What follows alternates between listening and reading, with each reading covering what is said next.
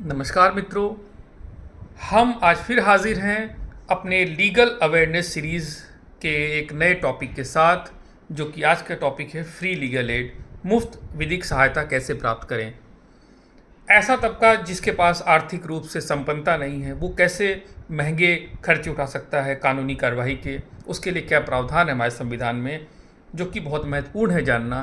तो उस पर हम चर्चा करने जा रहे हैं। दरअसल 39A जो है भारत का आर्टिकल है भारत के संविधान का, उसमें इसका प्रावधान सबसे पहली बार किया गया कि फ्री लीगल एड जो है वो हर सिटीजन को प्राप्त होनी चाहिए। और ये महसूस किया गया कि जो कानूनी सहायता है वो प्रिविलेज नहीं, एक अधिकार है। तो इसको कानूनी जामा पहनाते हुए लीगल सर्विसेज अथॉरिटी एक्ट 1987 में पास होता है। उसी के आधार पर 4 स्तर पे अथॉरिटीज़ की स्थापना की जाती है। नेशनल लेवल पर नेशनल लीगल सर्विस अथॉरिटी की स्थापना है, इसी तरह स्टेट लेवल पे है, और डालसा के रूप में डिस्ट्रिक्ट लेवल पे है, और फिर तालुका के लेवल पे भी है, तहसील के लेवल पे भी अथॉरिटीज़ की स्थापना की गई है। अब करना क्या है और किस तरह से इन सहायता को प्राप्त करना है, इसको भी हम लोग समझ लेते हैं। तो पहले है एलिजिबिलिटी क्राइटेरिया।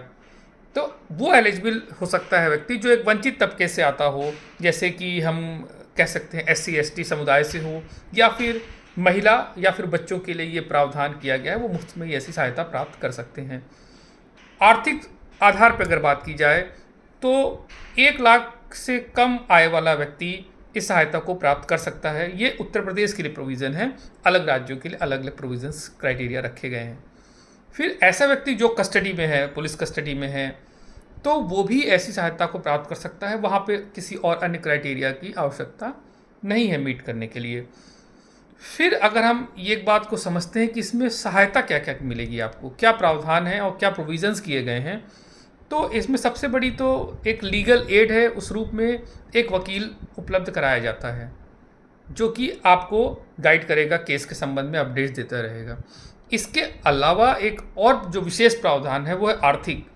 जो भी कोर्ट फीस होगी, ड्यूटीज़, चार्जेस, जो भी प्रोसेस के चार्जेस होते हैं, गवाहों को बुलाने के चार्जेस हैं, वो सब कुछ इसमें फ्री किया गया है, मुफ्त है।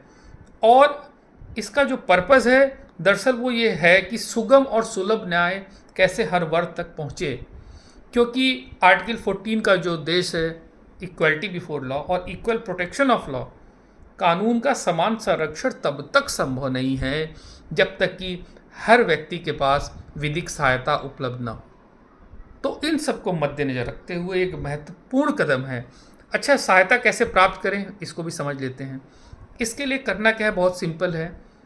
3 मुख्य तरह के प्रावधान इसमें हैं। या तो पर्सनल विजिट करें, जिसके पास जो लाभार्थी इसका बनना चाहता है वो अपने उपलब्ध जो भी नियरेस्ट ऑफिस है वहाँ जाके संपर्क कर सकता है। अगर कोई तहसील में रहता है तहसील जाए, कोई किसी ज़िले में है तो ज़िले में जा सकता है, इसी तरह केंद्र में भी है, तो वहाँ पे वो जाके पर्सनली विजिट करके भी सारी फॉर्मेलिटीज़ को पूरा कर सकता है। सेकंड है, अगर आप जाने में असमर्थ हैं तो आप फ़ोन के माध्यम से भी अपनी बात को वहाँ रख सकते हैं, रिक्वेस्ट कर सकते हैं, और उपलब्ध कराई जाएगी आपको व्यवस्था विधिक सहायता की। एक तीसरा और जो इसमें है वो है आप मेल के माध्यम से भी ये कर सकते हैं। कुल मिला के हर तरह से संभव कोशिश की गई है कि कोई भी व्यक्ति अछूता न रहे विधिक सहायता से। अच्छा, इसके साथ साथ एक और विशेष प्रावधान किया गया है। जो भी रेप विक्टिम हैं या फिर एसिड अटैक के विक्टिम सर्वाइवर्स हैं, उनको अलग से धनराशि मुहैया भी कराने की बात की गई है। वो धनराशि 1 लाख से 3 लाख 4 लाख के अराउंड हो सकती है, कि ये डिपेंड करता है केस टू केस।